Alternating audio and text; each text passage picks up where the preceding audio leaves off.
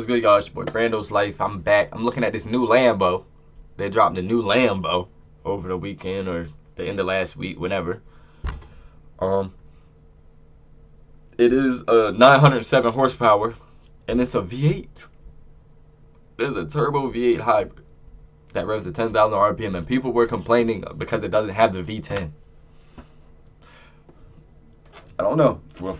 Ferrari does it, it's fine. I guess when Lamb does it, it's an issue. People pick and choose. Anyway, let's go. And I think the name stands for, the name stands for some cool shit in Italian too. I can't remember.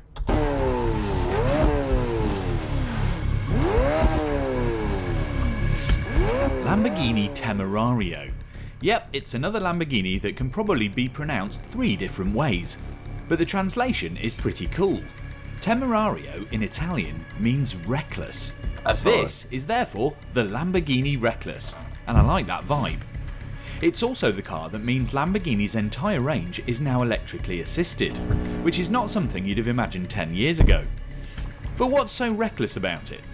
Well, it's Lamborghini's first ever 188 brake horsepower front-wheel drive supercar. Wait, what? I'll explain that in a minute. In a proper Jekyll and Hyde moment, it's also Lamborghini's first car with a twin-turbo V8 with a flat-plane crank mounted in the middle that revs to a screaming 10,000 RPM. Oh my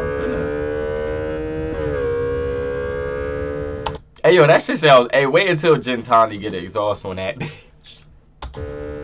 That's supplemented by 3 electric motors to give 4-wheel drive and 907 brake horsepower. Damn. Yep, I think we could all get pretty reckless with that. Thing is, this isn't just some gussied up hurricane with some extra pointy bits and angry eyes. This isn't yet another Lambo special. It's a whole new car. So I think... Oh, and that name, right, it's named after a bull, like an actual bull or some shit, so that's hard. We'd better run through the interesting stuff. First of all, the way it looks. This is the successor to the Huracan, so it's a bit smaller than the Revuelto, based on an all-new aluminium chassis that's 20% stiffer. And it's pretty compact for this sort of thing. We've got the typical Lamborghini mid-engine supercar proportions, short overhangs, a sharp nose, and a really slinky profile. And threaded through everything, hexagons. Hexagons everywhere, from the daylight running lights to the side intakes to the tail lights and exhaust pipes. And bits of the interior. It's like a supercar beehive. But there's more to it than immediately meets the eye. These daylight running lights in the front incorporate a radar sensor for the ADAS and an air channel that helps improve aero and cool the front brakes, and the rear lights have tunnels in them to do the same, pulling hot air from the engine bay. Even the aero wing mirrors punt cold air towards the radiators, and these big intakes obviously feed the engine, with some tricksy side skirts, and then there's a roof that actually directs air over the car and onto this ducktail spoiler. There's also a lightweight Allegorita package that gives more carbon, including wheels and a taller fixed wheel. Damn, that's hard! Kilogram weight saving. And although that doesn't sound like much, the Allegorita set also gives you more wings and downforce if you're a trackophile. Less about weight saving, more about committing to the process. Weird fact. I low-key love Lambo for doing this, because they could have just went hybrid. And that's it. You know? Or even a V10 hybrid. Them niggas went V8. Twin turbo V8 hybrid. Like, damn. It don't get much better than that, bro. A V8 period. But then twin turbo V8 and it revs at 10,000 RPM. It can actually have 4 different sets of tyres on the 20-inch front and 21-inch rear wheels, all from Bridgestone. So you can go for the standard day-to-day Potenza Sport, or you can have run-flat version of that, handy when you don't have a spare. Ooh, shit, if you do track days, there's a race tyre and even a Blizzak winter tyre, which makes sense. It is 4-wheel drive, so it's basically a Land Rover. But the best bit is kept semi-under wraps. On display under a hexagon punch cover back here is the big news. An all-new twin-turbo V8 that revs to 10,000 RPM. 10,000. More bike than a turbo car. Yes, there are a few higher revving supercars. Oh, look at that shit. I'm trying to put in perspective, because I got a 5.0 myself, a 2015 one. And those tunes, you can rev them almost, with the right shit on it and stuff, you can rev them almost 8,000. And that shit feels like the car is like, bro, it just, even the stock ones that rev up like 75, whatever it is, bro, it feels like they just never stop revving up. So I can't even imagine 10,000 RPM. Cars out there, but they tend to be very edgy and very expensive. This that is bitch going to be revving like a Lamborghini's street bread and bike. butter supercar, so this is good news. So what That about motor some looks like a specifics on bitch that to work on. drivetrain? Well, it's a flat plane crank 4-litre V8 with 2 turbos. On its own, it's about 197 brake horsepower per litre, so a noisy 788 brake horsepower. Now that's supplemented by 3 electric motors, 2 at the front to give all-wheel drive, and 1 wedged in the transmission to support the rear wheels. They're axial flow motors, so very compact and powerful, and they all basically support the V8 while the That shit turbos just spun, look killing expensive, turbo bro. lag. Total system output is 907 brake horsepower, which is definitely enough to get reckless with. If you want some pretty astonishing stats, the Temerario isn't actually much of a kid brother to the Revuelto.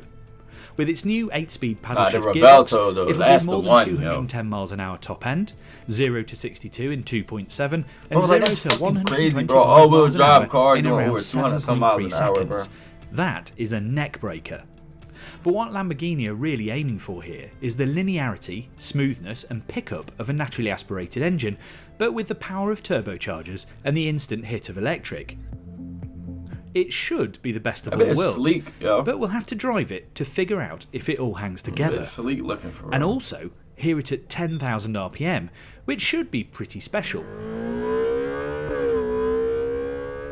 The Temerario basically gets noisier and more aggressive depending on mode and how you drive it, with exhaust valves and a tuned length exhaust system.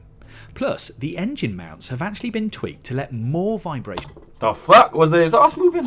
into the car I when think you're the really exhaust on was it, moving, yo. so you get the literal fizz if you're in full attack mode. So, on the inside, if you want to know why this is Lambo's first front-wheel drive 188 brake horsepower supercar, that's because in the central spine is a 3.8 kilowatt-hour battery to give you some electric range. Exactly how much, no one has specified. When it does, it just uses the front motors and has 188 brake, so it's basically a hot hatch. Hence No, Lambo's for real. first front-wheel drive supercar. If you want to cruise And around, in case don't you were say you wondering, gas. you can also charge the battery by plugging it into a domestic socket, charge it up via the V8 or regen braking. So it's basically a Toyota Prius plug-in, right? And that's not all. It's also more practical than before, with proper space for 2. It's bigger inside than the Huracan, and it has decent storage in the 112-litre front boot and behind the seats. There's also a lot to take in with the Temerario in terms of new tech. It's certainly up the game for Lamborghini. Apart from the screens, including a passenger screen, there are cameras for the forward view, one that frames the dials and wheel, and a third that focuses on you. It's called the LAVU, or Lamborghini Vision Unit, so you've not just got a dash cam, but a little set of cameras for recording a lap or a memorable drive. There are also loads of connectivity and usability options, and a lot of modes, 13 in total. I like the screen. I like There's because this it's got one the here that car chooses on it. between recharge, hybrid or performance. So one's to charge that battery for later use, hybrid for a mix of everything, and performance which just deploys everything at all times, which will probably be my favourite. Right. Then there's the mode wheel, which consists of Sitta, which means town or city mode, Strada, which means road, Sport, which means sport, Corsa, which means race, and Corsa Plus, which in Italian translates as careful now, since all the electronic controls are deactivated. Oh, and you see that little checkered flag button here? That's launch control. And But I all of can't those wait to modes see this interact. on CarWow, So bro. in some modes it's a front-wheel drive and just battery.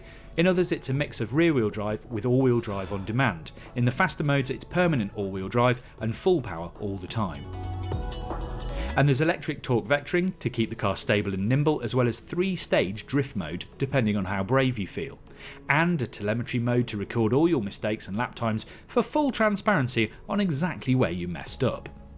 With the current crop of electric boosted cars in this area like the Ferrari 296 and the McLaren Artura, could this be the one to tempt you?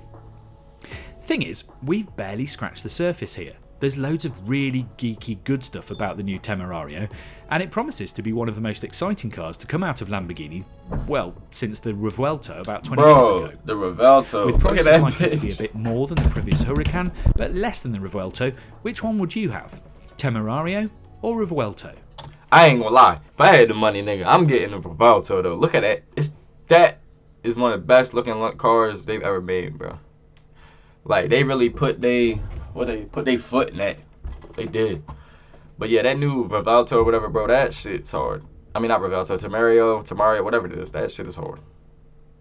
Can't wait to see that shit on Carwow. Can't wait to see it racing. Because you know they're going to race it against the Artura and that Ferrari. I think the only competition probably going to have is that Ferrari. I don't know, yo.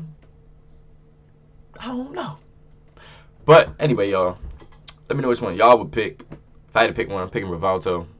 Can't go wrong with that new one, though. That shit's got a lot of nice stuff on it. But other than that, I will see y'all in the next one.